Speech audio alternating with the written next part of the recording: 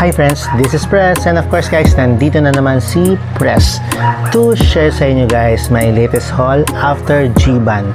So of course guys, kaka-pick up lang natin to, so fresh na fresh, so let's open up. So guys, ito siya, it's a Kimber.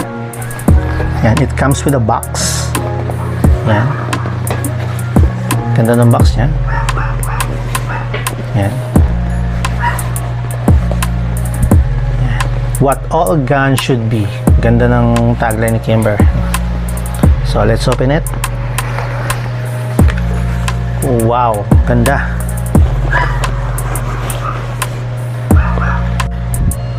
Ito yung box niya guys. Yan, chamber flag, the manual, and of course the box. Owns something legendary, sabi nga sa box. Yan. And guys, it comes with a bag. Ganda ng bag niya. So, pwede natin itong dalhin sa range. Ganda. So, open natin. Daming packet. Yan. Ano ba mga laman ito? Natin. Oh. Padlock. Of course, a sticker. It's a Kimber. And yung disassembly tool. Yan. Ganda niya, it's a plastic, so hindi magagasgas yung unit pagka i-disassemble natin. Ang ganda. Pwede mo lagyan ng mga snap cap, mga something na kailangan mo sa range. Yan. Ganda. Yan. Ito yung magazine compartment niya. And it comes with 3 mugs guys. Yan, 3 mugs. Ganda, 3 mugs na siya. So, competition ready na talaga. Yan, 45. 8 rounder. 8 rounder. Yan. Yan, kasama siya. Yan. 3 mugs.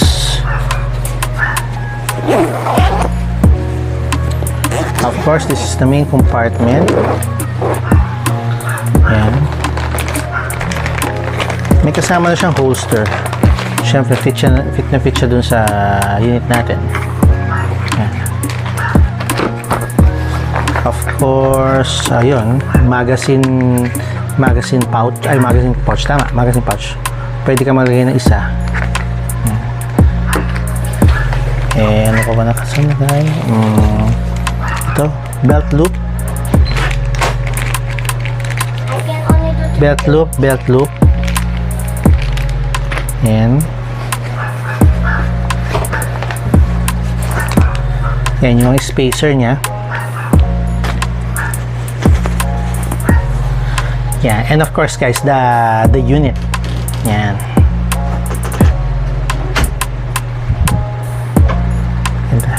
Of course, bago natin i-check, check muna natin kung safe siya. No magazine. Safe. Yun guys, ang ganda niya, for me, napaka-classic niya.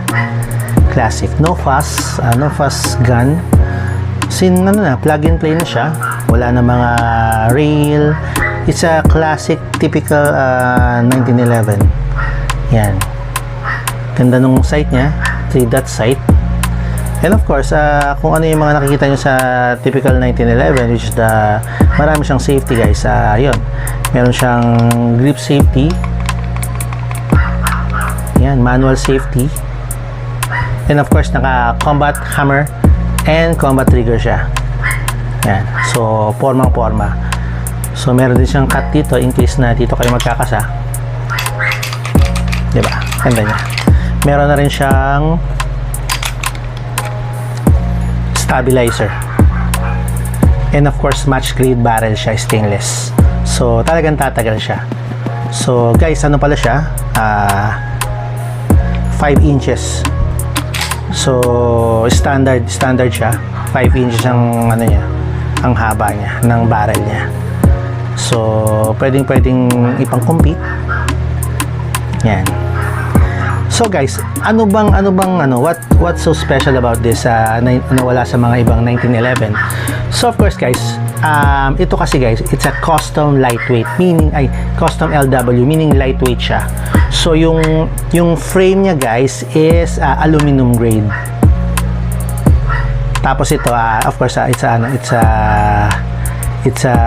metal. So yung frame niya is aluminum. So ano siya, magaan, mas magaan siya compared sa mga typical 1911. So masarap siya i-carry, magaan siya, and of course matibay siya. Ang ganda ng combination ng aluminum aluminum frame sa metal slide niya. And ang ganda rin ng finish niya guys. Ganda. Talagang pulido. And of course yan, walang napaka-solid ng build. Yung ano niya, yung grip niya is a rubber. Pero papalitan din natin yan guys para gusto ko kasi yung the wood para medyo meron siyang transition ng color, and of course to my liking. Yun guys, yun lang guys. Ano natin, i-testing natin ngayon guys. So samahan niyo ako, tingnan natin how this Kimber will perform at the range. So tara guys, samahan niyo ako. Hi friends, this is Press, and of course nandito na tayo sa fighting range to test this Kimber custom LW na kaka-pick up lang natin. So yun guys, testing natin siya. So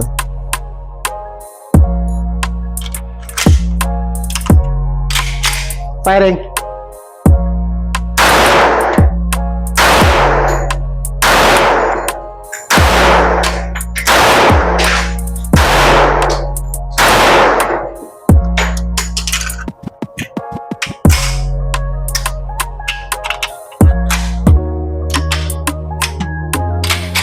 Firing.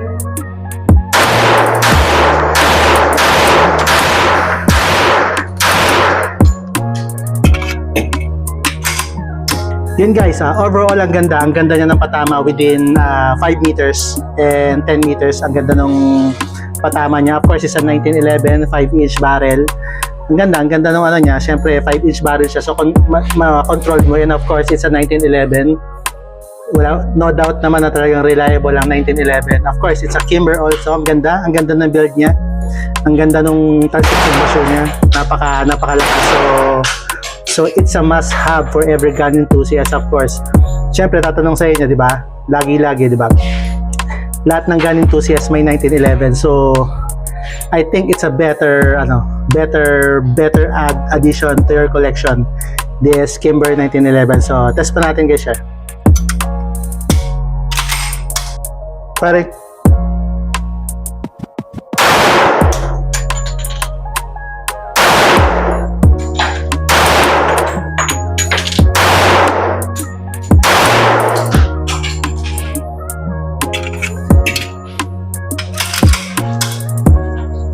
Yun guys, overall ang ganda ng experience natin sa Kimber Custom 1911.